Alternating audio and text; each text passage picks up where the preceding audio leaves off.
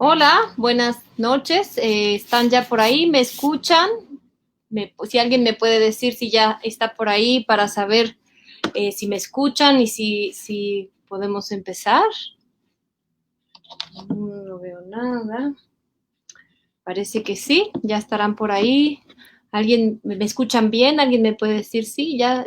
Perfecto, bienvenida. Ya alguien está ahí, espero que sí. Bueno, pues espero, hola, ya, muy bien. Buenas noches, pues perfecto, gracias. Estoy muy contenta de estar acá, muy agradecida con Jesús Ramírez, con Arturo Rogerio y con Alejandro Rodríguez, con Joica en general, por esta invitación. Estoy muy contenta, muy agradecida por esta oportunidad de transmitir un tema que ha sido mi interés desde hace mucho tiempo. Saludos desde Argentina, Costa Rica, qué bien, muchas gracias por estar acá. El tema es el cuidado de sí como genealogía del psicoanálisis. Yo voy leyendo, si quieren podemos ir comentando un poco, ¿no? En la medida de lo posible, si no, yo de todos modos iré al final dándole lugar a sus preguntas, a sus comentarios, y si puedo hacerlo durante la presentación, por supuesto que lo iré haciendo. Bueno, pues el tema es el cuidado de sí, una genealogía del psicoanálisis. Les voy a contar cómo estoy pensando esto. Generalmente cuando estudiamos psicoanálisis, ¿no? Pensamos en una genealogía muy particular. Normalmente pensamos pues la genealogía desde la medicina, ¿no? Desde Colombia también, qué gusto, de Guanajuato.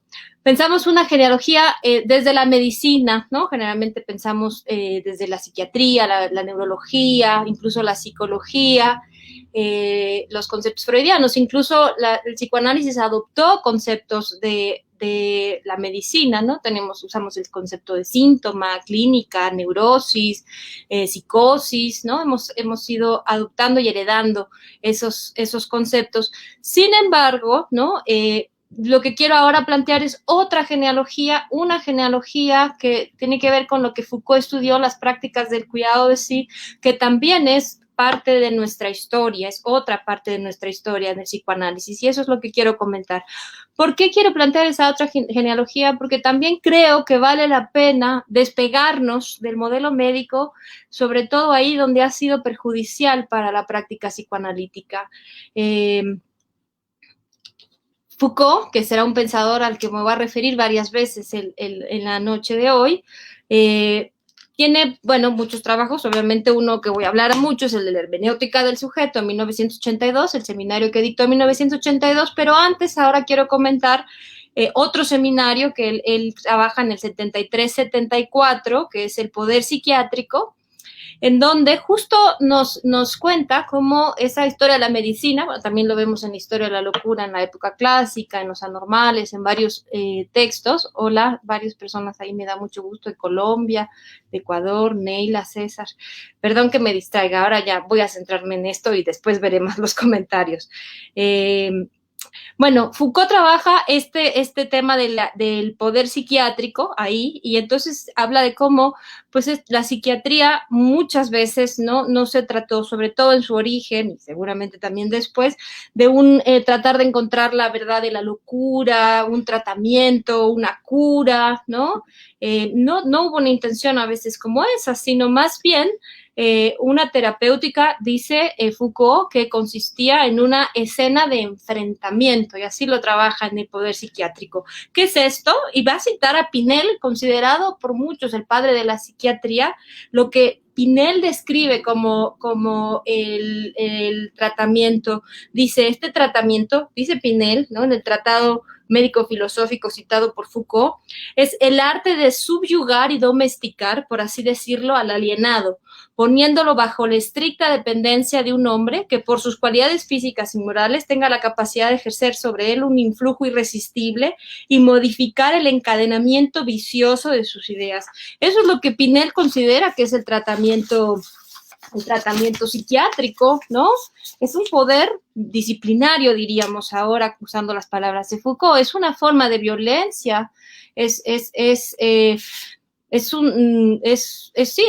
una forma de disciplinamiento, de coerción, de violencia, y eso se llama tratamiento psiquiátrico, ¿no?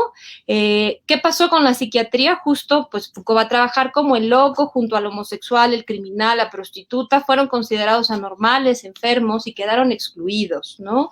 Ya ahora, en este momento, ya no eran las reprimendas físicas para el loco como en los tiempos anteriores, ya no era apelar a la obediencia o al temor a Dios para lograr el control, ya no estaba en manos de los religiosos. Sin embargo, estas ciencias y disciplinas estaban reproduciendo ciertas formas de violencia también, como con estos discursos que supuestamente están dotados de una verdad, de una objetividad. Entonces les da una autoridad para decir esto es normal, esto es patológico, y entonces con este poder que tenemos ahora podemos observar, escuchar, interrogar, evaluar, registrar, diagnosticar y después tratar, disciplinar, anestesiar, normalizar, adaptar, ¿no? Esto es parte de lo que es la genealogía desde el lado de la medicina, de la genealogía desde el lado de la psiquiatría, de la neurología, ¿no? El tratamiento así nada tiene que ver con las prácticas del cuidado de sí, nada tiene que ver con un cuidado de sí, sino con un control y una disciplina, ¿no? El paciente está puesto en un lugar pasivo, escucha con una mirada atenta a ese sabio que lo evalúa y lo trata y lo normaliza y lo adapta, ¿no? En fin, hay muchas prácticas como esas a lo largo de la historia y entonces, bueno, quisiera más bien rescatar una herencia que también tiene el psicoanálisis desde las prácticas del cuidado de sí, ¿no? ¿Qué es esto? ¿Qué es esto de las prácticas del cuidado de sí? ¿A qué me estoy refiriendo? Voy a definirla con Foucault, voy a ir con Foucault. Foucault las define como, en este seminario que les decía, de la hermenéutica del sujeto, en 1982, las define como aquellas que permiten a los individuos efectuar por cuenta propia o con la ayuda de otros cierto número de operaciones sobre su cuerpo y su alma, pensamientos, conductas o cualquier forma de ser, obteniendo así una transformación de sí mismos con el fin de alcanzar cierto estado de felicidad, pureza, sabiduría o inmortalidad. Entonces, ¿qué son estas prácticas? Eso, ¿no? Son unas prácticas que buscan una transformación del sí mismo para buscar felicidad, pureza, sabiduría o inmortalidad. Cada escuela tendrá una búsqueda específica, para algunos será la virtud, para otros la felicidad, para otros el placer, para otros la inmortalidad, iré hablando un poco de eso, pero lo que Foucault aquí hace es bien bonito porque retoma, Foucault no fue el único, Pierre Hadot, y ahora hay otros, ¿no? Que retoman la filosofía desde este lugar práctico, ¿no? Fue un lugar, sí, más vinculado a la práctica, no un trabajo de escritorio, no un trabajo de un teórico loco, aislado, o menos ahora un académico, ¿no? Sino la filosofía como una práctica que no tenía otra intención, y habrá otros filósofos que lo van a pensar así más adelante, que buscar aliviar algo del sufrimiento y del malestar, que no es lo mismo, escuchemos, ¿no? Buscar aliviar el sufrimiento o el malestar, ¿no? Que disciplinar, normalizar, adaptar, es otra cosa. Estamos hablando en otros términos ahora desde este lugar, desde la filosofía, desde las prácticas del cuidado de sí. Entonces, eso eran las prácticas del cuidado de sí. Era una búsqueda de una transformación, una búsqueda de un acceso a la verdad, es un trabajo sobre sí mismo, es una transformación progresiva de sí mismo, es, dice Foucault, una manera de estar en el mundo, una actitud respecto a sí mismo y respecto a los otros, implica una cierta atención, una mirada, un trasladar la mirada desde el exterior al interior, ¿no? Involucra siempre una serie de ejercicios, de prácticas, de acciones sobre uno mismo, ¿no? Y eso es en lo que consiste en las prácticas del cuidado de sí. Foucault va a decir que algo pasó a lo largo de la historia y el precepto que se recordó siempre fue el del conócete a ti mismo. Seguramente se lo han escuchado muchos, ¿no? El conócete a ti mismo. Dice Foucault, pero no, la filosofía no tenía como centro el conócete a ti mismo, sino el cuidado de sí, ¿no? La epimeleia auto. Y el conócete a ti mismo es una de las prácticas, ¿no? El conocimiento de sí sería una de las formas del cuidado de sí, una nada más, ¿no? No la única. La finalidad, además, es el cuidado de sí, no el conocimiento de sí. No se trata de acceder a un saber, nada más. Ahora me conozco, ahora conozco mis apetitos, ahora conozco mis fantasías, ahora conozco mis repeticiones, y no se trata de un cuidado, que eso, ya lo he dicho, implica una transformación. No se trata, lo he dicho muchas veces, de un ensanchamiento de saber, ahora sé más, sino ahora he podido acceder a hacer otra cosa, hacer o hacer, ¿no? Otra cosa conmigo, he podido lograr una transformación. El que a través de conocerse, en algunos casos, se lograra ese cuidado de sí, es otra cosa, ¿no? Pero no era la única práctica. Estas prácticas del cuidado de sí, Foucault concretamente las va a trabajar en estudiando 3 periodos distintos. La Grecia antigua, ¿no? Con Platón sobre todo, Sócrates y Platón, pero también ahí podríamos ubicar a alguien muy importante para las prácticas, que es Pitágoras, sin duda podríamos ubicar a Heráclito, en fin, algunos otros.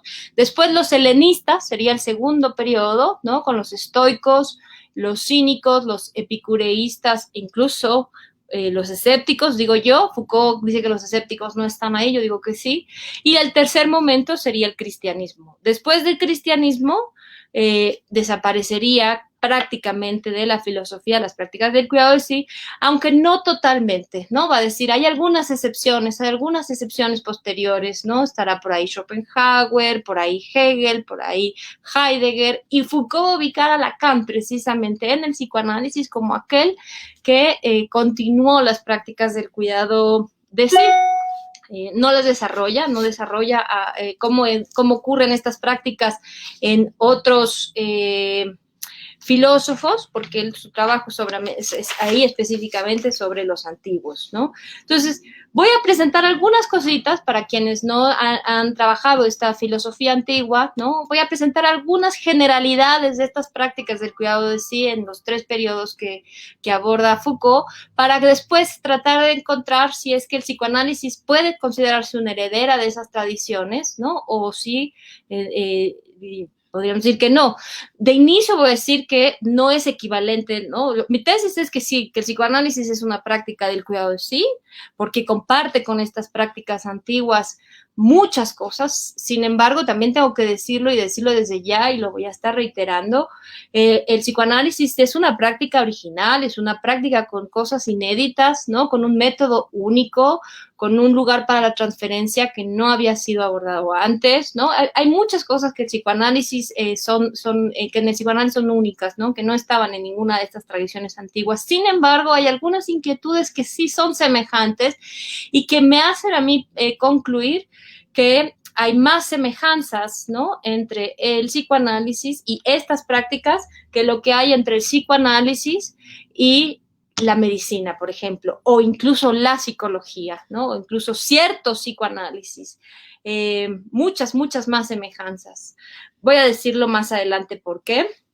Mientras me encanta verlos acá y los voy leyendo mientras voy platicando. Felipe, Vania, muchas gracias. Zoe, Marcela, toda la gente que está acá, muchas gracias. Bueno, entonces les cuento.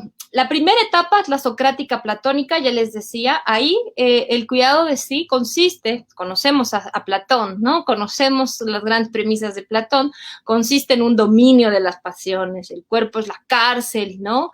Del alma.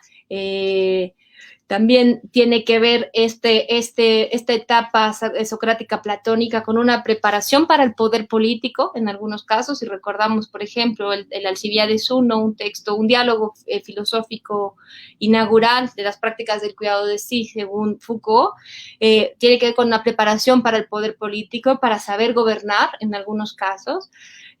También con Platón, con Pitágoras, las prácticas del cuidado de sí tienen que ver con un cuidado del alma. Ahí, ¿qué es ese sí? Porque ese sí lo vamos a encontrar de manera distinta, definida en las diferentes prácticas. No es el mismo sí, ¿no? No es el mismo sí el que se cuida. En Platón, en Pitágoras, ese sí es un alma muy particular, es un alma inmortal. Entonces, el cuidado de esa alma inmortal va a tener como finalidad que esa alma quede purificada para que la transmigración sea más exitosa, digamos, para transmigrar preferentemente en un filósofo, ¿no? Es un alma inmortal, es una preparación durante la vida para un más allá, ¿no? Ese es, por ejemplo, una de las particularidades del cuidado de sí en el periodo, en la práctica antigua. Hay, por ejemplo, en el pitagorismo, para esa práctica del cuidado de sí, para ese cuidado del alma inmortal que les estoy platicando, por ejemplo, es importante el estudio de las matemáticas. Pues vamos a hablar un poquito de cuáles son los ejercicios que utilizan estos filósofos. Por ejemplo, ahí es el estudio de las matemáticas. Pitágoras encerraba a sus alumnos con problemas matemáticos súper complejos, a ver cómo se las arreglaban con eso, ¿no? Sufrían los pobres alumnos con problemas matemáticos imposibles de resolver, apenas les daba un vaso de agua y los encerraba por días ahí a ver qué hacían, a ver cómo toleraban la frustración de no poderlo resolver, a ver si aguantaban la prueba, ¿no? Entonces, el pitagorismo tenía eso, ¿no? Como práctica. También la música, ¿no? La influencia de la música, la práctica del silencio era una práctica que los pitagóricos promovían. Abstenerse de la carne, por supuesto, acuérdense que los pitagóricos pensaban en la transmigración de las almas y en tanto había transmigración de las almas, el alma de alguien que se había muerto podía estar en un animal, ¿no? Podía reencarnar, transmigrar en un animal y entonces, por supuesto, no había que comer animales porque a lo mejor nos comíamos alguno de nuestros antepasados, ¿no? Entonces, ellos eran defensores totales de los animales por la idea de la transmigración de las almas, ¿no? Había como práctica la meditación con los versos de Homero, ¿no? La poesía, la melodía, eran medicinas del espíritu, la danza, ¿no? Había varios ejercicios. El sueño, ahí es donde digo, miren cuántas semejanzas. Por ejemplo, acá, para Pitágoras, había que prepararse antes de dormir para el soñar, pues el sueño estaba conectado con el mundo divino, con el mundo de la verdad, ¿no? Ahí parece freudiano, Pitágoras, y entonces es necesario estar preparado para ese sueño, para comprender los mensajes y verdades divinas que se revelan durante el sueño, ¿no? Entonces había toda una importancia puesta en los sueños, ¿no? La mesura, la moderación, la prudencia, eran cosas muy importantes para esos griegos, para Platón, para Pitágoras también, ¿no? Dice, ¿no? Por ejemplo, Pitágoras dice, acostúmbrate a sobreponer y vencer estas pasiones. En primer lugar, la gula, la pereza, la lujuria, la cólera, ¿no? En fin, había que promover la amistad, también para Pitágoras, honrar a los dioses, honrar a los padres, etcétera.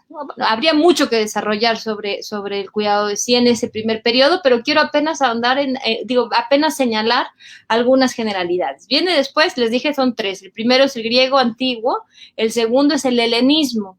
En el helenismo, las tres grandes prácticas que Foucault trabaja, y yo les agregaba la cuarta, es el estoicismo, el cinismo y el epicureísmo, y yo agregaba la cuarta, que es el escepticismo, que para Foucault quizá quedaba fuera de las prácticas del cuidado, sí, para mí no creo que sea así, no del todo, pero el helenismo lo que comparten todas estas escuelas es que es un cuidado de sí para esta vida, ¿no? Es una preparación para esta vida, es una forma permanente de esta vida, no se trata de trabajar para un más allá, no se trata de cuidar el alma para un más allá, es una terapéutica, es una cura, hay que salir de la ignorancia para ellos, para estar mejor, ¿no? Se busca una autonomía, una independencia, ya saben, una autarquía, ¿no? Depende cuál de estas escuelas pone el acento. Todas buscan la autarquía como una libertad, pero cada uno lo va a buscar de diferente manera. Por ejemplo, los cínicos, no sé si los conocen, son quizá los más simpáticos de toda la historia de la filosofía, son estos filósofos irreverentes, ¿no? Que buscan el retorno a la naturaleza, el rechazo a las convenciones sociales, ¿no? Escenifican en actos públicos lo que la gente suele hacer en privado. Entonces ellos comen con las manos como retorno a la naturaleza, se masturban frente a los demás como un retorno para ellos a la naturaleza. Su ejemplo de vida son los perros. Le parece que si quieres vivir de la mejor manera es vivir como un perro, ¿no? Como los perros viven, sin ataduras a una serie de cosas, dice, ¿no? Como hasta los cubiertos son una atadura, no los necesitas para comer, ¿no? Son ambulantes, rechazan todas las normas de la sociedad, no respetan las instituciones, la libertad es el valor fundamental y quien quiera seguir a los cínicos tiene que unirse a ese estilo de vida.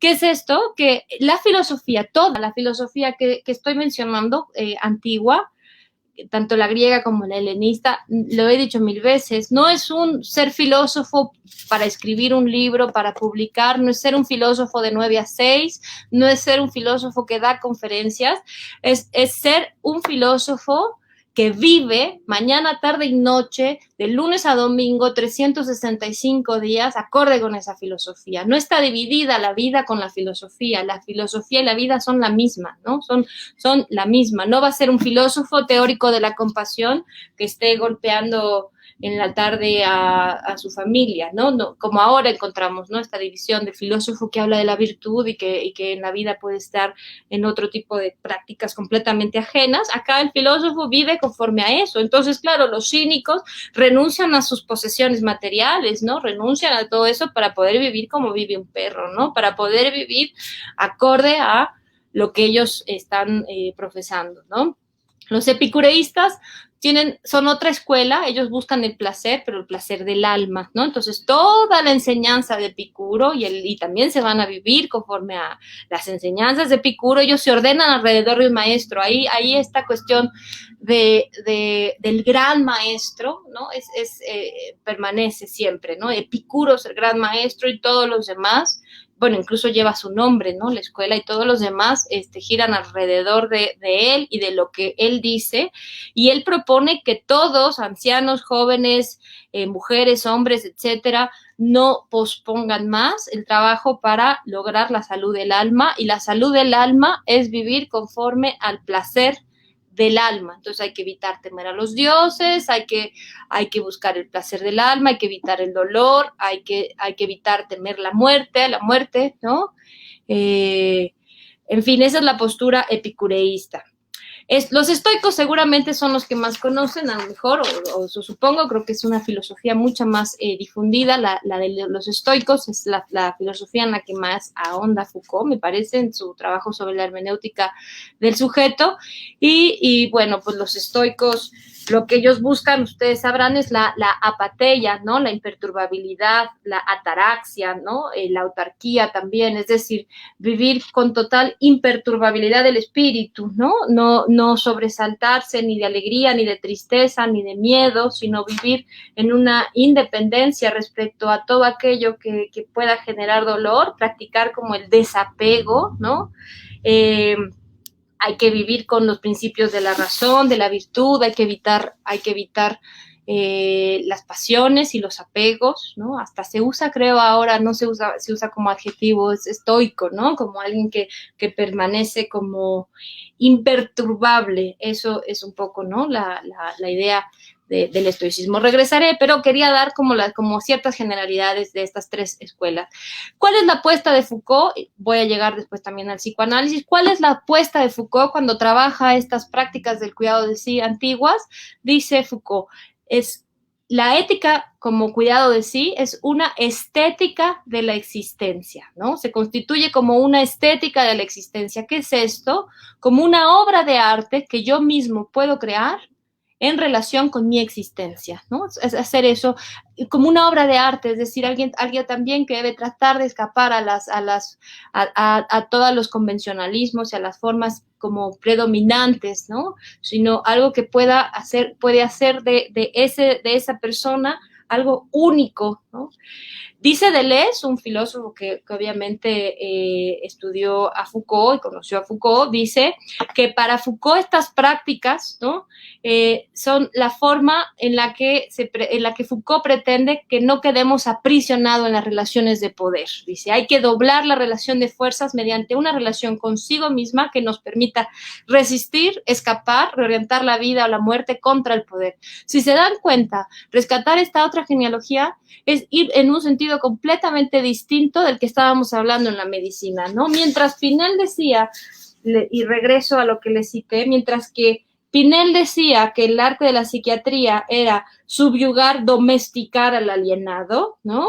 Y lograr que caiga sobre la dependencia de un hombre que pueda ejercer sobre él un influjo irresistible. O sea, mientras la medicina estaba definida de esa manera, la práctica psiquiátrica estaba definida de esa manera, como subyugar, domesticar, ¿no? Ejercer un influjo sobre el paciente. Acá estamos pensando las prácticas del cuidado de sí como eso que permita doblar la relación de fuerzas mediante una relación consigo misma que nos permita resistir, escapar, reorientar la vida o la muerte contra el poder. No un lugar de adaptación, sino un lugar de resistencia, ¿no? Un lugar para reorientar la vida contra el poder. Es otra cosa, es pensar la genealogía desde otro lugar, pensar al psicoanálisis, no solo la genealogía, sino al psicoanálisis desde otro lugar. Claro, el texto de ejercicios espirituales es muy importante. Pierre Hadot, les decía, es el otro antecedente, no importante. Está Foucault y está Pierre Hadot. Pierre Hadot le llama ejercicios espirituales y prácticas religiosas. Ejercicios espirituales en la filosofía antigua, utiliza a lo que Foucault le llama prácticas del cuidado de sí, Hadot le llama ejercicios espirituales, pero Hadot deja muy claro que son ejercicios espirituales que no son los que pensamos ligados al cristianismo. Esto va a ser muy importante. Hablamos de ejercicios espirituales, pero estamos muy acostumbrados a pensar la espiritualidad por el lado del cristianismo, ¿no? Y acá es una espiritualidad que no es cristiana, ¿no? Hadot es muy cuidadoso en señalar que separemos el cristianismo de esta definición de las prácticas de los ejercicios espirituales. Perdón, me distraje con este comentario. La práctica psiquiátrica no existía con Pinel. Claro, estamos hablando de la inauguración de lo que sería después la práctica psiquiátrica, ¿no? Es el tratamiento moral que será el precursor de del tratamiento psiquiátrico. Claro, cabe hacer esa distinción. Es el considerado padre de la psiquiatría, en tanto precursor de lo que después serán muchos de los métodos psiquiátricos que conocemos y son terroríficos, ¿no? Como las camisas de fuerza, ya sea la camisa de fuerza o las camisas de fuerza farmacológicas, ¿no? No quiero satanizar a toda la psiquiatría, pero para nada, ¿no? Ni a toda la psicología, ni a toda la neurología, por supuesto que no, y no puedo negar el origen, ¿no? También del psicoanálisis desde ese lugar. Sin embargo, creo que también ha habido prácticas terriblemente abusivas de poder que el psicoanálisis tiene que cuidar, no convertirse en una de ellas y más bien buscar otro camino, ¿no? Bueno, todas estas escuelas, estas prácticas, tienen en común preguntas semejantes, se habrán podido ver, ¿no? Como cómo vivo mejor, cómo cuido de mí, cómo logro la felicidad, cómo disminuyo el dolor, ¿no? Cómo encuentro mayor tranquilidad, cómo vivo con menos apego, ¿no? Que me hacen sufrir, etcétera. Hay muchas preguntas que son semejantes. ¿Cómo lidio con el saber de la muerte, ¿no? Con la muerte del otro, con la certeza de mi muerte, ¿no? Cómo lidio con mi angustia. En fin, hay muchas preguntas que son parecidas, incluso pues a eso se dedicaban estos filósofos que les estoy comentando. Algunos de ellos hasta como Antifonte, que es uno poco conocido, uno de los sofistas, hasta puso un consultorio, ¿no? Donde él decía que él con la palabra un sofista, o sea, de la Grecia antigua, que con la palabra podía curar cualquier mal del alma, ¿no? Entonces, hasta le pagaban en su consultorio, ¿no? A otros, toda la gente que se acercaba a ellos, pues en gran medida lo que buscaba era cómo vivo de una mejor manera, así como se acercan ahora a los psicoanalistas preguntándonos cómo le hago para vivir mejor, ¿no? En fin, entonces, las preguntas son muy semejantes. El sí que se cuida, ya lo he dicho, ese cuidado de sí, ese sí que se cuida está definido de muy diferentes maneras.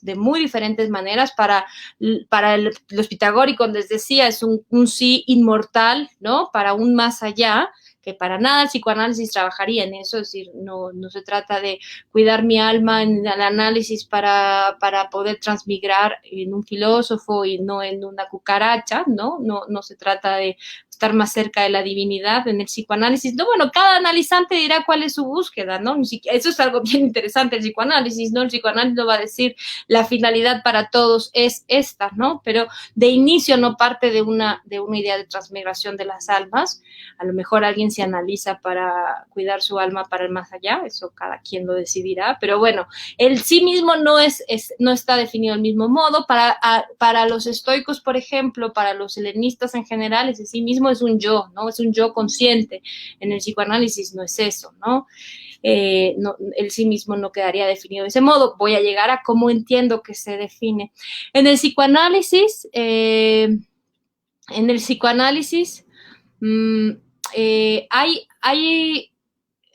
se ha descubierto que desde Freud y por supuesto todos los analistas posteriores también han descubierto que en el sujeto hay cosas en contra de ese cuidado de sí. No recuerdo del todo que estuviera bien trabajado en alguno de los antiguos cuántos elementos hay de resistencia, por llamarlo de alguna forma. Parece que ellos pensarían, la mayoría de ellos quizá, que todos estaríamos buscando esa felicidad o virtud o tranquilidad o imperturbabilidad o libertad o autarquía, ¿no? Y el psicoanálisis dice, pues no, Freud se da cuenta, los pacientes se resisten, hay otras cosas, ahí hay pulsión de muerte, hay masoquismo erógeno, hay otras formas de masoquismo moral, hay un más allá del principio del placer que nos haría imposible que pensáramos que solo estamos en la búsqueda de un placer, hay en términos lacanianos goce, hay compulsión a repetición, hay un malestar que genera la cultura, ¿no? Es la miseria neurótica que es inevitable quizá con lo que genera la cultura, es decir, hay un irremediable antagonismo, dice Freud, ¿no? Entre la cultura y la satisfacción. No hay nada que nos permita asegurar la felicidad, ¿no? Es una promesa imposible, dice Freud. Por todos lados hay amenazas contra esa felicidad, ¿no? Entonces, el psicoanálisis en ese sentido quizá es menos ingenuo, ¿no? Acerca de que la felicidad es algo que se va a poder conseguir y que se va a poder, y que va a poder perdurar, que va a permanecer, ¿no? El psicoanálisis sabe que hay muchos obstáculos desde el interior, por llamarlo de algún modo, y desde el exterior que se contraponen a ese cuidado, ¿no? O sea, que no todo va en esa dirección, sino que hay mucho que va en contra de eso. Entonces, bueno, ahora sí, ya entrando más al psicoanálisis, quiero obviamente reconocer, ¿no? Que esta propuesta es una propuesta de Jean Malouche, la del psicoanálisis como ejercicio espiritual, y que yo me estoy sumando a esa propuesta, ¿no? Me he dedicado a trabajar como tratar de encontrar esas particularidades en esa filosofía antigua y en la helenista y en la griega, esas particularidades que son parecidas o diferentes al psicoanálisis, pero Jean Malouche hace un primer, no sé si seguramente lo conocen, el libro El psicoanálisis es un ejercicio espiritual, la respuesta a Michel Foucault, hace ahí un primer señalamiento, ¿no? De que los psicoanalistas escuchemos esa otra genealogía, ¿no? No lo desarrollan, no avanzan como específicamente los puntos de Foucault, ni tampoco creo que se va a los griegos, ni al cristianismo, ni específicamente para señalar los puntos. Sin embargo, nos lanza como una pequeña pista que me dediqué desde hace mucho tiempo a seguir. Y esa pista es la siguiente, dice Malouche en ese texto, ¿no? En el capítulo de Speak Analysis, cuando hace esta inversión de psicanálisis a speakanálisis, quitándole el psi para poder poner el spi, es decir, la espiritualidad por encima de la psicología o la psiquiatría o todas estas prácticas psi que critica Foucault, atendiendo las críticas que hace Foucault, incorporándolas al psicoanálisis, ¿no? Para cuestionar al psicoanálisis, para cuestionar nuestra propia práctica. Y entonces ahí Alush dice, en ese capítulo Speakanálisis, dice: partamos del hecho de que iniciar un análisis es tener cuidado de sí mismo, del propio ser, como a su manera lo hacían los terapeutas. Solicitar un análisis, comprometerse en él, llevarlo a su término, es haber percibido por la insoportable gracia del síntoma que la manera en que uno cuidaba de sí mismo hasta entonces era calamitosa. Sigmund Freud, amoldándose a la histérica, habría inventado una manera inédita de cuidar de sí. Ahí es donde Alush habla de este cuidado, de que el psicoanálisis es un cuidado de sí, porque cuando alguien, y me encanta cómo lo dice, ¿no? Si yo voy a un análisis es porque hasta ahora la forma en la que he venido cuidando o descuidándome, ¿no? Descuidando ese sí, no ha funcionado, ¿no? Es decir, algo no está caminando, algo no está funcionando, o con mi angustia, o con mi tristeza, o con mi enojo, o con mis celos, o con mis pérdidas, o con mi melancolía, con mi nostalgia, con lo que sea, algo no está caminando y entonces ahora tengo que encontrar una forma distinta de vivir, ¿no? Una forma diferente, unas prácticas distintas, unos ejercicios distintos que me lleven a una transformación. Insisto, creo que nadie va a un análisis nada más para conocer, necesita transformarse, busca transformarse.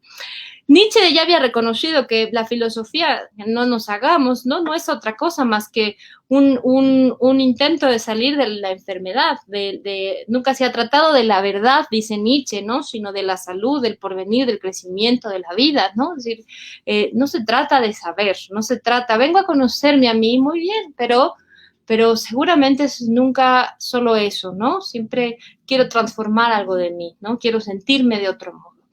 Ahora, bueno, vamos a hablar de algunos puntos. Quiero ahora hablar de algunos puntos. Todas que comparten, por ejemplo, todas estas prácticas del cuidado de sí concuerdan en que hay un precio que pagar por todo esto. Es decir, la práctica del cuidado de sí exige un precio, siempre un precio. Habría que ver en cada caso cuál es, ¿no? En algunos, por ejemplo, el coraje, la valentía de decir la verdad sobre uno mismo, que puede implicar meterse en problemas, que alguien no me acepte, bueno, Sócrates terminó, sabemos el precio que pagó Sócrates, él fue caro, ¿no? Tuvo que pagar con la vida, ¿no? Por defender lo que defendía, que era el cuidado de sí. Justo Sócrates, cuando le preguntan, si ustedes han leído la apología de Sócrates, lo acusan de negar las divinidades y corromper a los dioses, etcétera, y cuando él dice, yo a lo único que me dedico es a persuadir a todos los que me encuentro de que cuiden su alma por encima de otras cosas, es decir, que más que cuidar sus pertenencias o sus trabajos o sus bienes, ¿no? O el poder o la fama o lo que sea, que cuiden su alma, ¿no? Que sea el cuidado que sea fundamental, el cuidado de su alma, ¿no? Ya les he dicho que ese sí que se cuida no es igual, el alma de Pitágoras es distinto, ¿no? El sí que cuida a Pitágoras es el alma inmortal, el mismo, más o menos parecido al de Platón, aunque no es del todo igual, porque Platón tiene un desprecio al cuerpo que no tiene casi ningún otro, hasta los cristianos, ¿no? Que es un cuidado de sí que implica despreciar al cuerpo, que sabemos que no es de ese modo para muchos de los otros filósofos, ¿no? Y no es así para el psicoanálisis, ¿no? No es un cuidado del alma que descuide al cuerpo. Para Sócrates y para Platón, recordemos que una de las pertenencias, así como los zapatos y como la casa o como las joyas, es el cuerpo, una pertenencia más a la cual no debemos cuidar, ¿no? Hay que cuidar el alma y no desviarnos cuidando el cuerpo. No es así para los demás, ¿no? Por ejemplo, los estoicos, bueno, los helenistas en general tienen un cuidado importante del cuerpo en un sentido muy particular, por ejemplo, que es el cuidado de la dietética, ¿no? la dietética, es decir, de qué se alimentaban, ¿no? Es muy importante para la mayoría de los helenistas ese cuidado. La erótica, o sea, cómo es mi relación con los otros, cómo hacen, por ejemplo, los estoicos una redacción, que es parte de su conocimiento de sí, por ejemplo, una redacción de cartas como las de Séneca a Lucilio, que son unas cartas bellísimas, en donde es una escritura de sí, ¿no? Ahora podemos llamar una escritura de sí, donde escribe, claro que se paga un precio, ¿no? Donde dice, yo me he dedicado hoy a leer, hoy comí tal, hoy trabajé en tal, ¿no? Un examen de conciencia, ese es el conocimiento de sí para los estoicos, ¿no? Digo, sí, para los estoicos, un examen de conciencia. No fui arrebatado, no tuve apegos, fui libre, fui independiente, ¿no? No controlé mis pasiones. Entonces, y comí bien, trabajé, cumplí con mis deberes, ¿no? Todo eso es muy importante para los estoicos. Que si profundizo en cuanto al precio que hay que pagar, claro, en todas las prácticas del cuidado de sí hay un precio que pagar. En algunos casos, por ejemplo, podría ser la cárcel, podría ser la muerte, como en el caso de Sócrates. Podría ser miles, imagínense los cínicos que perdieron todas sus posesiones, que vivían en la calle, que eran casi ridiculizados, pero ellos se sentían más libres que nadie, ¿no? ¿Qué más podemos perder? En un análisis es siempre a lo que vamos, es a perder, siempre lo he dicho, ¿no? Es a perder ideales, por ejemplo, ¿no? Perder uno a uno todos nuestros enormes ideales, ¿no? Incluido la transferencia, incluido el amor al analista, es una de las cosas que se va a perder. Se pierde todo el tiempo una idea de sí, se pierden modos de satisfacción, se paga con eso. Todos los analizantes pagan, ¿no? Cuando deciden un análisis, y el analista, me encanta recordar esta parte donde Lacan plantea en la dirección de la cura que el analista también tiene que pagar, ¿no? No solamente el analizante, sino el analista paga, ¿no? Porque pone su cuerpo, pone su palabra, pone su deseo, ¿no? Pierdes certezas, pierdes certidumbres, pierdes modos de satisfacción, siempre hay precio, ¿no? Siempre hay precio ahí. En todas las prácticas, no solamente en el psicoanálisis, todas consideran que hay una pérdida. Hay una diferencia importante también entre las prácticas del cuidado de sí y el psicoanálisis, ¿no? Mientras todas comparten que hay pérdidas, la pérdida no es igual, ¿no? La pérdida de la que cada uno participa para lograr esa transformación no es la misma. Hay una diferencia importante que es el criterio de universalización, ¿no? Mientras la mayoría de los griegos y helenistas, y por supuesto los cristianos, sugieren un modo de vida que suponen el mejor para todo el mundo, ¿no? El psicoanálisis articula un cuidado de sí que no pretende de ninguna manera ser un modelo general. ¿Qué es esto?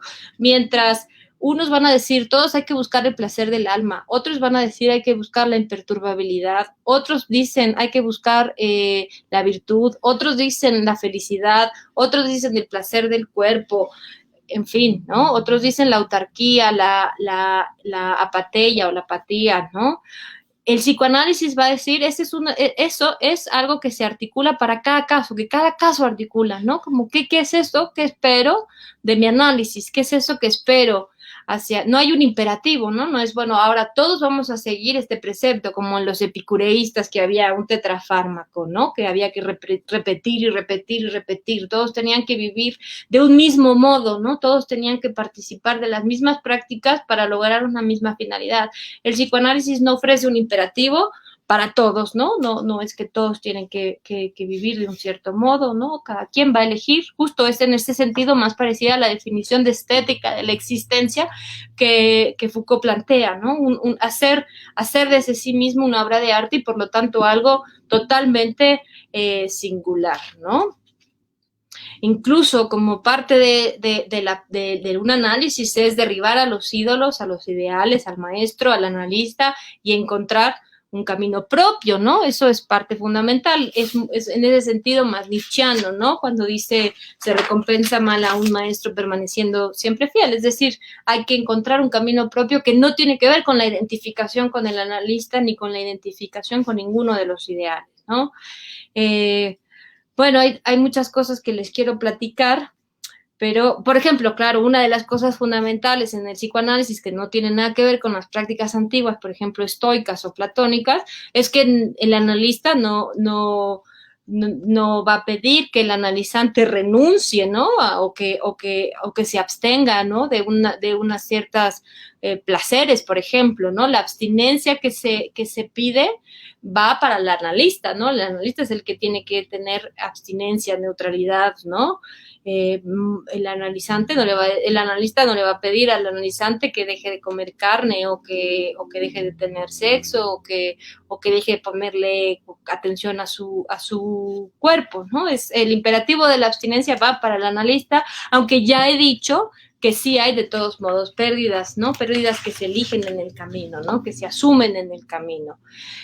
Por ejemplo, dice Lacan en el seminario Los escritos técnicos de Freud, dice algo bien interesante que podemos ver, ¿no? En el 53, que es muy distinto del ideal estoico. Por ejemplo, dice, el ideal del análisis no es el completo dominio de sí, la ausencia de pasión. Es hacer al sujeto capaz de sostener el diálogo analítico, de no hablar ni demasiado pronto, ni demasiado tarde. A eso apunta un análisis didáctico. Va a haber varios momentos diferentes en donde Lacan define el psicoanálisis de muy diversas formas, pero acá lo que quiero subrayar es que, por ejemplo, no tiene nada que ver con ese ideal estoico del dominio de sí o de la ausencia de pasión, ¿no? Eso el psicoanálisis no va por ahí. El conocimiento de sí, pues un poco sí, un poco no, ¿no? En el psicoanálisis como práctica para el cuidado de sí. Freud decía, bueno, en algún momento decía ser consciente lo inconsciente, pero con Lacan sabemos que lo que hay no es un deseo de saber, ¿no? Sino o quizás simultáneamente hay una pasión por la ignorancia. Entonces, eso de que querer saber, pues también queda cuestionado. Bueno, voy avanzando más rápido porque quiero tener oportunidad de un diálogo con ustedes también. No me quiero comer todo el tiempo hablando yo, sino quisiera poder tener un diálogo mayor con ustedes. Bueno, dice Foucault, justo, ¿no? Justo Foucault hablando del precio, quiero citar este comentario que hace Foucault sobre Lacan en concreto, ¿no? Lacan dice en el seminario de la hermenéutica del sujeto, dice, Lacan intentó plantear la cuestión que es histórica y propiamente espiritual, la del precio que el sujeto debe pagar para decir la verdad y la del efecto que tiene sobre él el hecho de que pueda decir y haya dicho la verdad sobre sí mismo. Al recuperar esta cuestión, creo que hizo resurgir efectivamente desde el interior mismo del psicoanálisis la más antigua tradición, la más antigua interrogación, la más antigua inquietud de la epimeleia auto, que fue la forma más general de la espiritualidad. Pregunta, claro está, y no lo resolveré. ¿Se puede en los términos mismos del psicoanálisis, es decir, de los efectos del conocimiento, plantear la cuestión de esas relaciones del sujeto con la verdad, que en todo caso, desde el punto de vista de la espiritualidad y la epimeleia auto, no puede, por definición, plantearse en los términos mismos del cuestionamiento? Esa es la pregunta que hace Foucault, ubicando ahí a Lacan, ¿no? Como ese personaje que ubicó la cuestión que es histórica y propiamente espiritual, la del precio que el sujeto debe pagar para decir la verdad. Ahora, ¿de qué verdad estamos hablando? Voy a citar a Lacan para hablar más o menos de qué verdad estamos hablando, y es esa verdad que buscamos en una experiencia concreta, que no es la de una ley superior, dice Lacan en el 59, en el Seminario de la Ética. Si la verdad que buscamos es una verdad liberadora, es una libertad que vamos a buscar en un punto de ocultamiento de nuestro sujeto. Es una verdad particular, ¿no? Y termina esta idea. Esta cita de Lacan, como verán, resume un poco lo que he estado diciendo, ¿no? Dice, y termina esta idea más adelante diciendo Lacan, incluso si es universal, el que esta particularidad se encuentre en cada uno de los seres humanos, ¿no? Entonces, es una verdad liberadora, ¿no? Es una verdad liberadora que vamos a buscar en un punto de ocultamiento. Por supuesto, no es una verdad que está evidente, ¿no? Sino que está, a pesar de que está ahí, a pesar de que se aparece, está está de alguna forma oculta, ¿no? Y aparece, sabemos, en el psicoanálisis a través de las formaciones del inconsciente. En fin, habría muchas cosas que querría comentar sobre algunas prácticas parecidas, pero quiero ir cerrando un poco lo que acá quiero comentarles para entrar un poquito más en diálogo. El fin del cuidado de sí, que les decía, para algunos será la purificación de la muerte, la conversión, etcétera. Purificación del alma, una vida mejor más allá, una felicidad, un bienestar. Ok. Para el psicoanálisis, y con eso quiero cerrar esta parte, dice, por ejemplo, Lacan en el 75, ¿de qué se trata, no? Puedo solamente testimoniar lo que mi práctica me suministra. Un análisis no tiene que ser llevado demasiado lejos. Cuando el analizante piensa que es feliz de vivir, es suficiente, ¿no? Con eso, ¿no? No tan ambicioso. Ahora, lo que yo les voy a plantear como conclusiones de esta pequeña presentación, antes de entrar a leer un poquito más sus comentarios y dialogar con ustedes, si quieren ir comentando algo, no lo dejen de escribir para que pueda leerlo y contestarles a sus comentarios. Quiero cerrar con esto y se los voy a leer, ¿no? Tiene que ver con qué es eso que se cuida en psicoanálisis, según yo, qué es eso y a qué apunta ese cuidado de sí en psicoanálisis, ¿no? Entonces, ese sí que se cuida es el sujeto escrito por Lacan, ¿no? Ese sí que se cuida, bueno, es el alma también. Freud hablaba siempre del cuidado del alma, ¿no? Es el alma, pero más el alma tomada del lado de Aristóteles que del lado platónico, pitagórico que les había comentado. Ese sí que se cuida es el sujeto del deseo, es el sujeto que aparece en el sueño, en el chiste, en el síntoma, en los olvidos, en los lapsus, es el sujeto de la enunciación, ¿no? Ese sí es también el objeto A, el objeto de la pulsión, por lo tanto es la mirada, es el seno, es la caca, es la voz, es el falo. El sí que se cuida, el cuidado de sí es un cuidado de los duelos también, eso creo que es importante, es un cuidado por nuestros objetos perdidos y los que están por perderse, el cuerpo, la vida, los otros, el analista, los ideales, la complementariedad, la completud, la plena satisfacción, la felicidad. El cuidado de sí también es un cuidado de la verdad singular y propia de cada sujeto, es un cuidado del acto que espera estar a la altura de la palabra. El cuidado de sí es un cuidado del núcleo o del corazón del ser, ¿no? Ese que Lacan retoma de Freud, ¿no? Ese ser que dice Lacan, doy testimonio tanto y aún más en mis caprichos, en mis aberraciones, en mis fobias y en mis fetiches. Por último, el cuidado de sí es la forma en la que alguien se cuida de sí mismo, ¿no? Es decir, de sus modos de repetición. El cuidado de sí es cuidarme de mí, ¿no? De mis repeticiones, de mis inhibiciones, del goce, de las deudas, de las culpas, de mis síntomas, de mis fantasías, de mis locuras, ¿no? El cuidado de sí tiene consecuencias en el cuerpo, en la relación con los otros, tiene consecuencias en mis actos. Y al final del día, creo, el cuidado de sí es cuidar de lo más valioso de sí, que es el deseo, ¿no? Creo que a eso apunta el psicoanálisis y que el deseo continúe y que cuando caiga la noche y ese yo no esté ahí, entonces se continúe en el sueño, ¿no? Creo que ese es el cuidado de sí. Pero ahora sí, estos les traía yo escrito por acá. Me gustaría comentar un poquito de lo que acá están diciendo. Muchas gracias a los que están Jesús Escobar, Angélica, Carolina, muchas gracias, qué bueno que sí se escucha, que están desde Argentina. Muchas gracias, Marcela, buenas noches, se escucha, ya están acá, perfecto, desde Guanajuato, desde Ecuador, Colombia, Costa Rica, Gina, Alejandro, Esperanza, muchas gracias de Morelia, Felipe, desde Córdoba, qué bien el acompañamiento terapéutico. Ok, a ver, déjenme ver, saludos María, Magda, Vania, María Alejandra, muchas gracias por salir de la otra conferencia, venirte para acá, Laura, May, muchas gracias, déjenme ver si encuentro como comentarios. Isadora, gracias David, Gina, el cuidado de sí es una búsqueda de este cuidado siempre presente y desde tantas posiciones, exacto.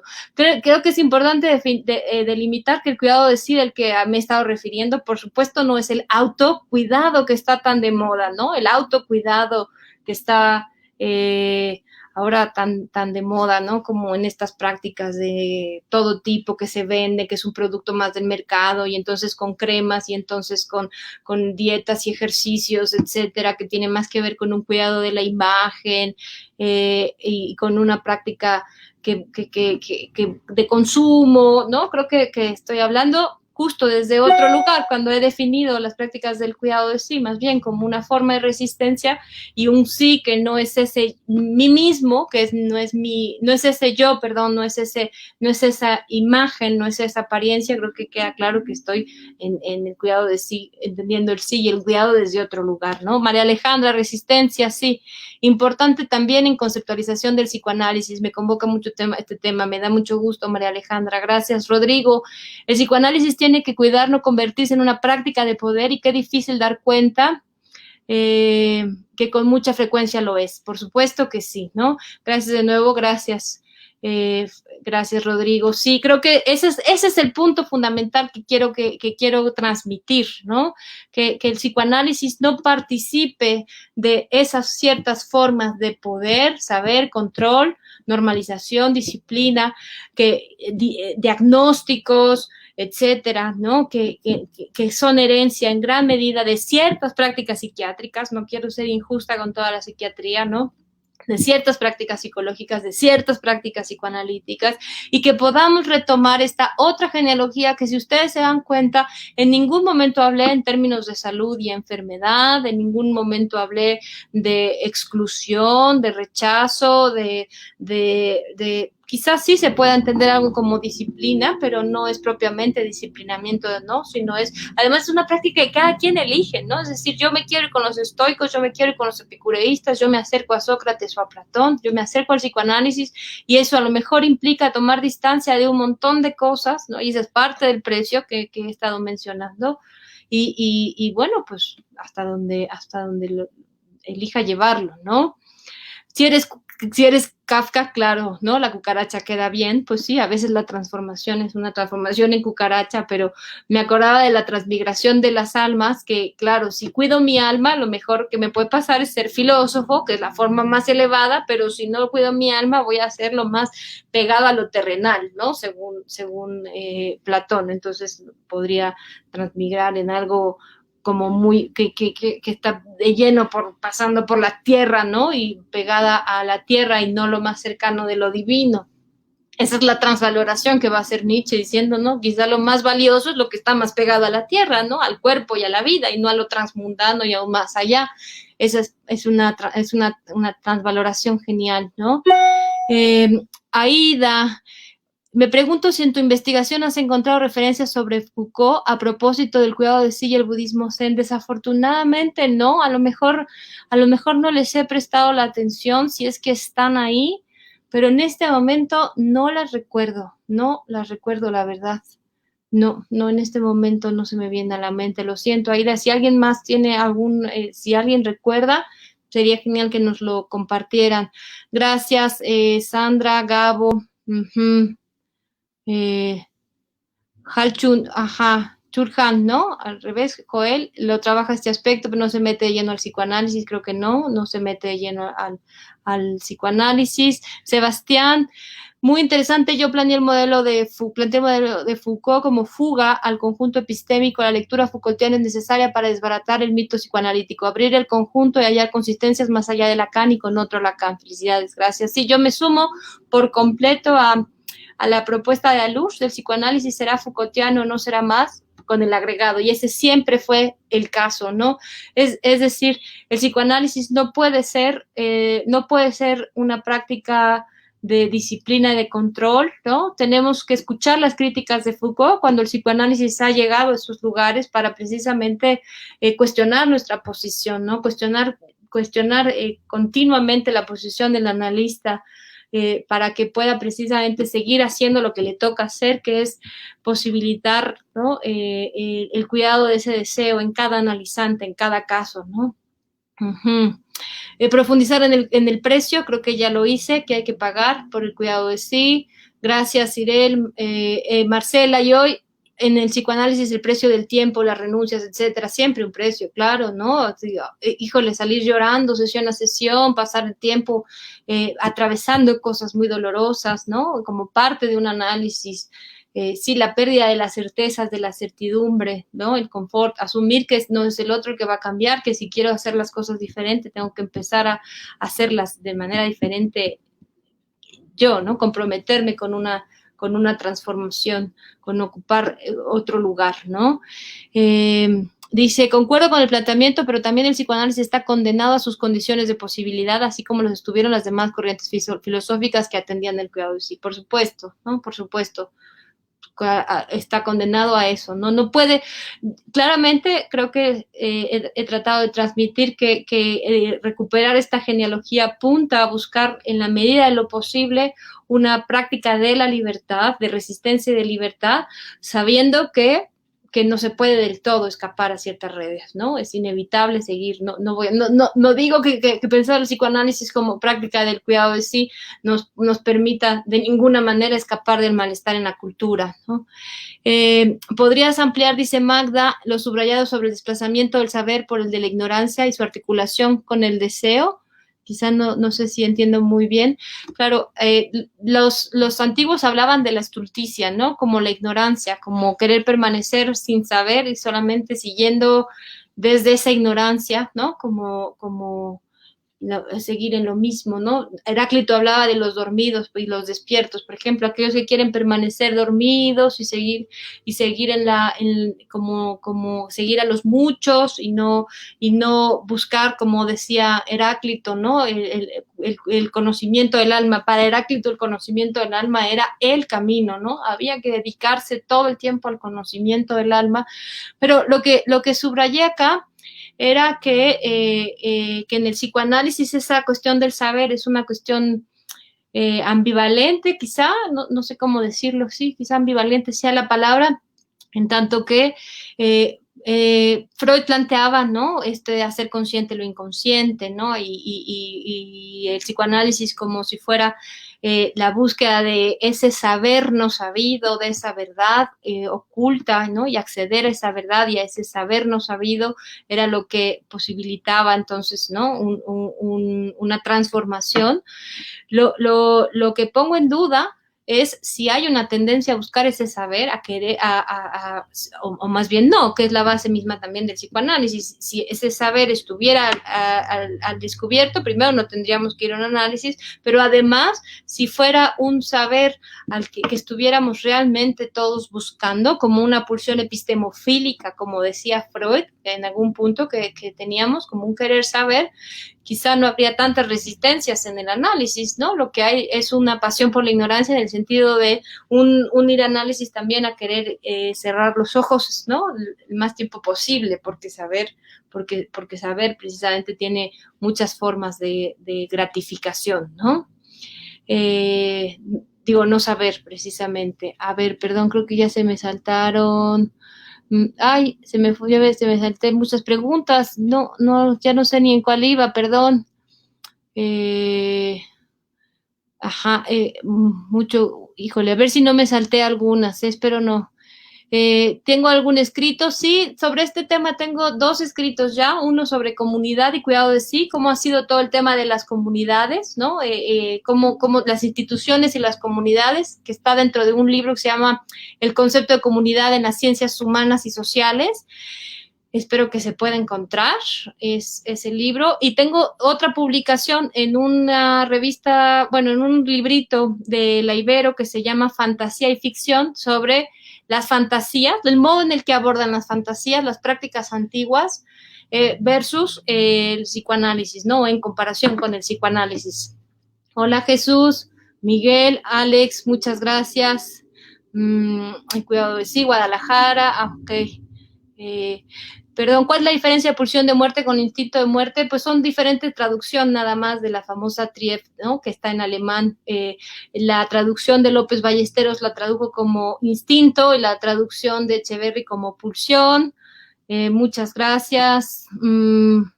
El cuidado de sí es una posición subjetiva, por supuesto, Gaby, eso que es importante es la transformación a la que he estado, de la que he estado hablando, es una transformación de la subjetividad, ¿no? Siempre estoy hablando de esa transformación, no es una transformación conductual, ¿no? Es una, quizá como efecto de una transformación conductual, pero todo el tiempo he estado hablando de una transformación de la posición subjetiva.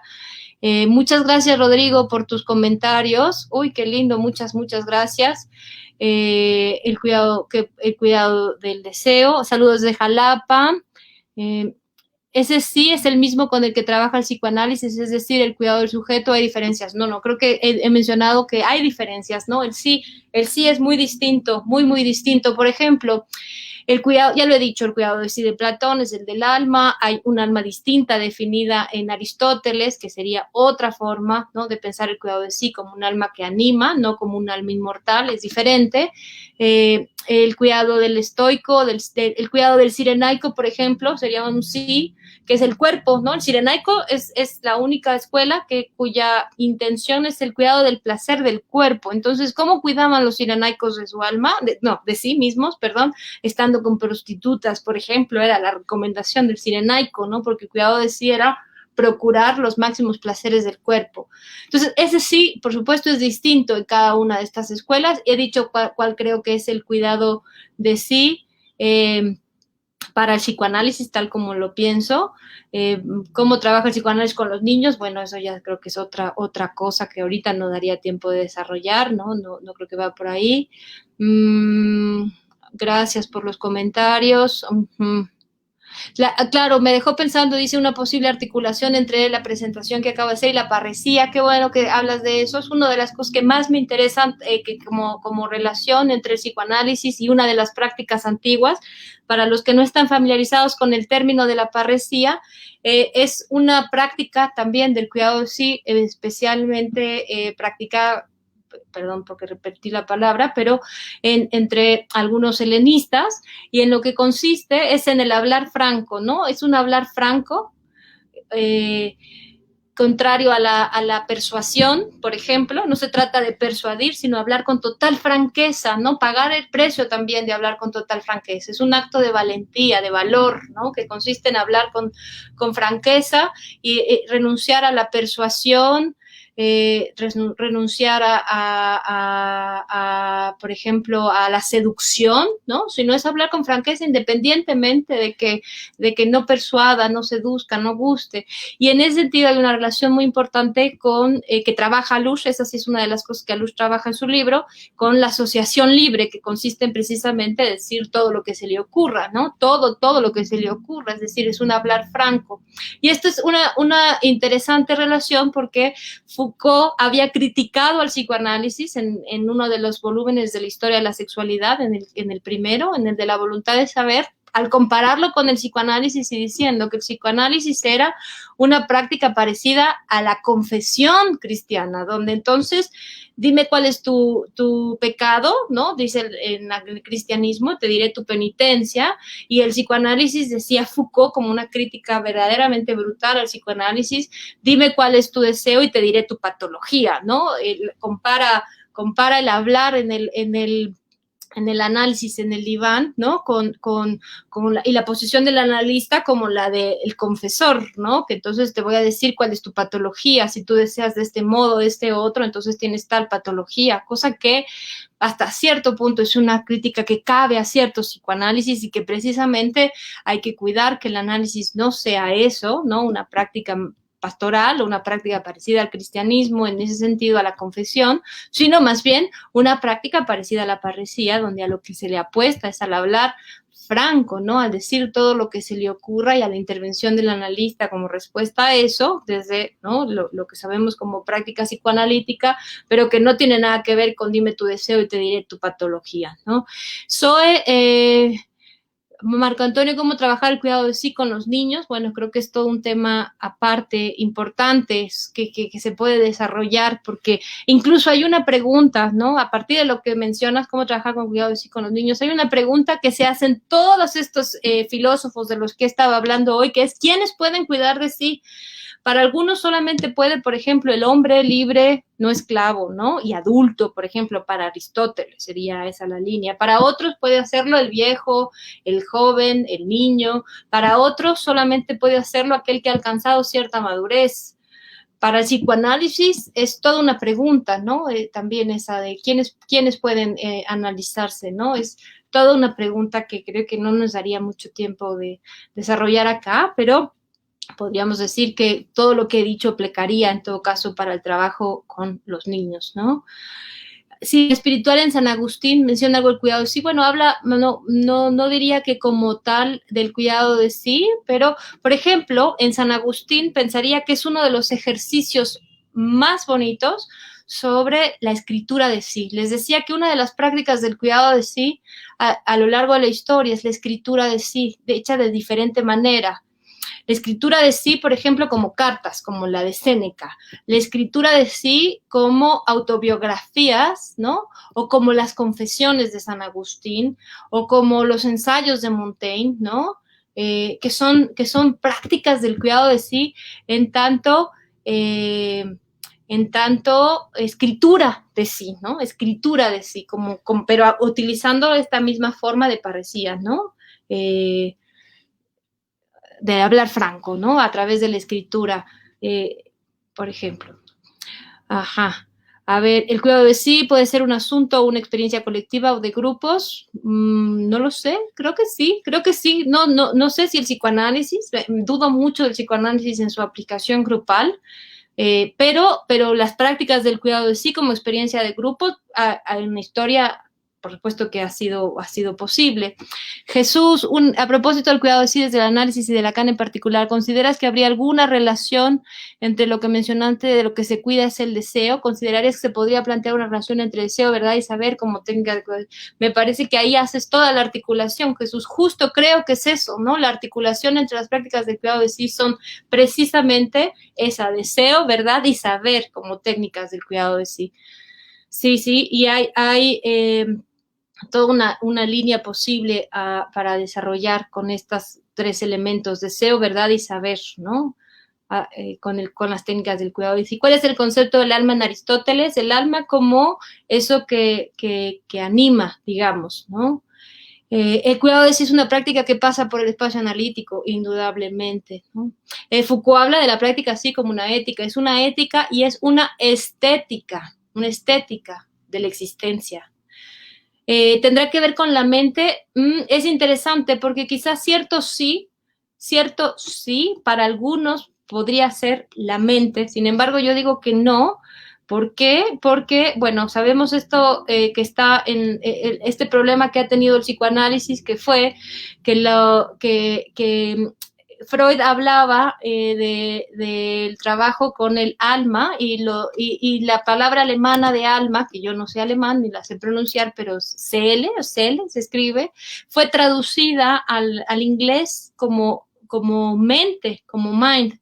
Entonces, eso tuvo enormes consecuencias porque hay quien pensó que el psicoanálisis sería un trabajo con la mente nada más, en lugar de pensar el trabajo con el alma. ¿Y qué implicaciones tiene esta, me parece? Habría que ver desde qué lugar también estás pensando la mente, Alejandro, pero el problema de pensar el cuidado de sí como cuidado de la mente es que quizá nos quedamos ubicados en este lugar, ¿no? Como lo mental, sobre todo pensando en la tradición norteamericana o inglesa también, ¿no? Incluso de lo mental, cuando lo que yo he dicho ahora es que el cuidado de sí tiene que ver con el cuerpo, sí, pero no solamente con el cuerpo acá, sino con el cuerpo todos, ¿no? El ano, la vagina, el pene, el pecho, el estómago, no algo que es nada más como mental, que lo mental pasa como muy de cerca a veces de lo intelectual o de lo racional o de lo cerebral, y creo que el cuidado de sí no pasa por ahí, ¿no? O no solamente por ahí. Entonces sería como ubicarlo en un lugar como muy reducido, creo, ¿no? A lo que creo que es la práctica del cuidado de sí. Qué padre, Montaña Despierta, un libro sobre psicoanálisis, budismo y cuidado de sí, claro que está interesante, ¿no? sobre todo pensar que hasta ahora he abordado básicamente las tradiciones filosóficas occidentales, pero han hecho algunos comentarios sobre las prácticas orientales y sin duda habría ahí muchísimo que explorar, ¿no? No hay una sola forma de hacer psicoanálisis, de ahí parte también mucho de su desconocimiento y crítica que lo ponen del lado de un discurso patriarcal y normativo. También creo que cierto psicoanálisis no tiene interés de desmentir esta postura. Totalmente de acuerdo, ¿no? Bueno, ya se me están perdiendo los comentarios. Yo no sé si voy a alcanzar a leerlos todos acá. Bueno, creo que ya no queda, a ver si alcanzo a leer. Ajá, no hay una sola forma de hacer psicoanálisis. Gracias, Dulce, por tus comentarios. Eso me encanta. El psicoanálisis siempre será subversivo, es inquietante para las mayorías. Cuando se institucionaliza, pierde su esencia. Estoy totalmente de acuerdo. ¿Qué consideraciones puede realizar para distinguir el cuidado de sí desde Foucault y Alush con las prácticas del cuidado con las interseccionalidades de los movimientos emergentes actuales? Uy, qué complejo. No podría ahorita desarrollarlo. Me parece muy interesante la pregunta, pero no tendría posibilidad ahora de desarrollarlo. Lo que sí puedo decir a grandes rasgos es que pensar la psicoanálisis como práctica del cuidado de sí y siguiendo a Foucault y a Alush, obviamente nos pone más cerca de ciertos movimientos, creo, y me tardaría mucho en desarrollarlo, pero así lo llevo pensando desde hace mucho tiempo. Nos pone mucho más cerca de ciertos movimientos LGBT, ¿no? De ciertos movimientos feministas, de ciertos movimientos que cuestionan el lugar heteronormativo del psicoanálisis. Me tardaría en desarrollarlo, pero creo que justo, ¿no? Volver a poner ese lugar de resistencia, subrayar ese lugar del psicoanálisis como resistencia nos acerca a esos otros movimientos. Bueno, pues muchísimas gracias. Uy, qué padre. Y pues sus comentarios, muchas gracias. A quien le interese, hago mi comercial. Próximamente va a salir el libro sobre este tema que he trabajado desde hace tiempo. Está ya cerca de su publicación, está en la fase final de su publicación. Me encantaría pues que en su momento lo conozcan. Es esto, pero con mucho más desarrollado, con detenimiento. Y bueno, pues me encantaría tener otras oportunidades de seguir hablando de este tema que me encanta. Yo les agradezco mucho su tiempo, su interés, su participación. Muchísimas gracias y buenas noches.